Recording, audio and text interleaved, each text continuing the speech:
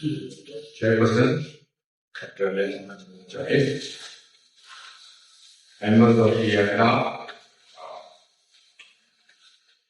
wife of this Dr. Lulia, and daughters and friends. I was away when news of his untimely and shocking demise reached me, and one of the greatest regret I had was I could not come and attend the funeral. Both in Burma and in his final resting place, the land of his forefathers. I knew of him for university, worked alongside my father in the Burma Baptist Church.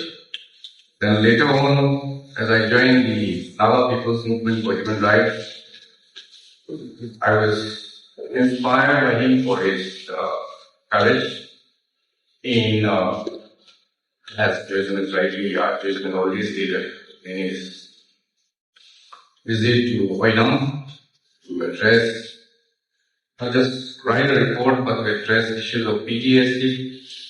And as a psychiatrist, he was working at a time when consulting a psychiatrist was considered debt in our society. The next engagement was quite deep and intense. We worked together under the aegis of the PAO on drafting an alternate proposal to the state government on the modalities for oil exploration in Nagaland. I vividly remember every conversation we had, every discussion we had, and most of the time, there's so many anecdotes I can share, but I would like to just give us the time and memorial service today to share three very important but maybe one day people may not remember the legacy he is behind. In my understanding and based on my interaction with him. When we were drafting the alternate proposal to the state government on oil exploration, he was very clear that any drug for the rights of our people in terms of sharing benefits and living together and ensuring that the sharing of benefits will pave the way for a future where coexistence is the key to our relations. He based the entire discussion on the principle of self-determination. He encouraged us to look at the meaning of our indigenous rights, and he also led the discussion with the kind of leadership that all of you who have known him might have experienced. There was never a dull moment with him, because those days when we were discussing that particular moment, a particular issue, there were a lot of intense, heated discussions, and he had his wits about it. There was always an endless, type of stories, jokes, which would recite when the discussions were getting heated, and he would, ease the moment, ease the discussions with his jokes.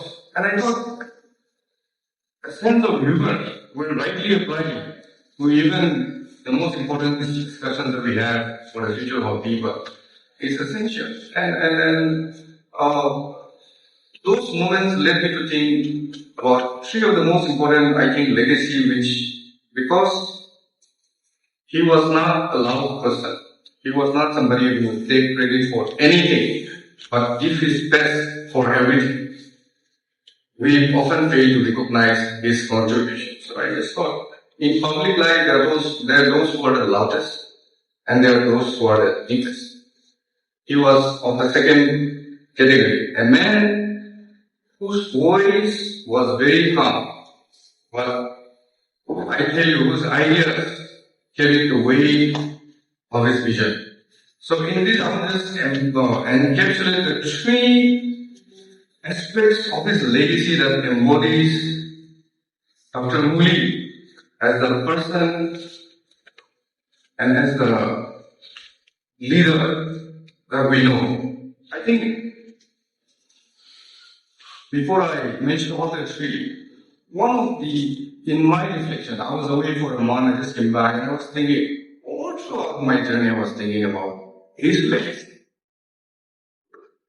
The most profound gift, I think, was his commitment to reconciliation. It was not just lip service. He walked the talk. Something which was profound because as a mentor to all of us, we remember how he led us, not by words, but by his word. And in Dr. Ngully, I saw that he promoted a shared historical narrative that honored all the Naga tribes equally. And one of the few times that he was very stubborn was when he resisted this selective memory that divides communities and which is employed by the enemy of the unity of the Nagas. I think besides just the Nagas, we reach beyond the indigenous community of Northeast to build a relation which will remain with us and which we have inherited. We may not know of it immediately, but in the days to come, when we go meet our friends outside of the Naga community, around the indigenous community in Northeast, we will encounter every step of our negotiations and communications with them. Because, I feel that he knew very well, right from the beginning, in every conversation that I've had with him, it was always serious, he was always concerned, there was never a moment where he was privileged when it came to the future of the Naga people. And I realized that unity was his main message. It is, he always tells us it's not just about celebrating our commonalities, but also about confronting our past wounds. In a way, he was like a philosopher who, in every platform that he shared or he gave a message, always came with very thought-provoking insights, which we all learn from. And in all the meetings that I've had with him, because many people come with a lot of ideas, but most of the time we realize that those ideas are based on their personal bitterness perhaps, or personal agendas, but he always resisted that and he encouraged us to seek forgiveness, not as weakness, but as a form of strength. And that is something which will remain with me all my life, the lesson I learned from Dr. Ngully. And second point is, to me, he said that the being Naga is bigger than tribe, district, or any boundaries imposed on us. And I think his greatest contribution, though I would say it's often unacknowledged, and it will be the same with most of you who are contributing selflessly to the Naga cause, was his steadfast belief in the fraternity of the Naga people. He didn't see anybody from the prism of, from prism of tribalism.